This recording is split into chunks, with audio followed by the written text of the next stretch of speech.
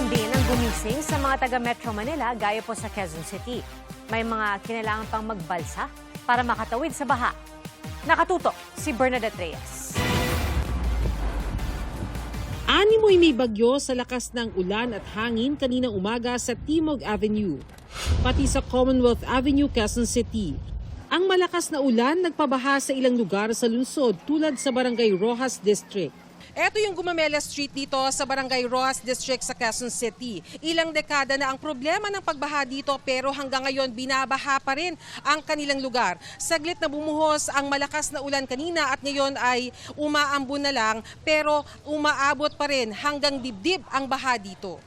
Styrofoam na ginawang balsa ang gamit ng lalaking ito para makatawid sa hanggang bewang na baha. Bibili ng pagkain ng lola ko po. Na pagkain po namin. Hindi nyo po napaghandaan, hindi nyo inasahan. Hindi, mataas yung tubig, biglang tumaas eh. May nagbangka pa para makauwi sa bahay. Sa ibang bahagi kasi ng kalsada hanggang dibdib ang tubig baha. Naghahakot naman ng mga paninda si Rosaline. Pang safety lang ba?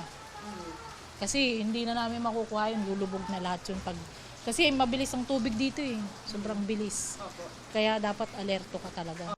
Ang mga kabataang ito naligo sa baha kahit pwede silang makakuha ng sakit sa maruming tubig. Bumaha rin sa ilang bahagi ng Quezon Avenue at D. Tuazon Street. Sa Barangay Tatalon, tuloy lang ang hanap buhay at negosyo ng mga residente kahit abot binti ang baha sa lugar. Kailangan po magtrabaho ma'am para may pang-allowance po ma'am. Saka may panggastos po rin sa malapit na po kasi mga anak yung misis ko. Di madaanan kasi ayun nga, kasi dito lahat punta ng tubig. Pinalakihan na yung drainage niya pero walang nagbago. Ganun pa rin.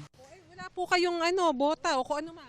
Sanay na po kami dito kasi madalas po talaga kapag ganong kalakas po yung dire-diretsong ulan bumabaha na po talaga. Mababaw pa po yan. Mababaw pa po kasi nakakadaan pa po yung mga sasakyan. Bernadette Reyes, Nakatutok, 24 Oras.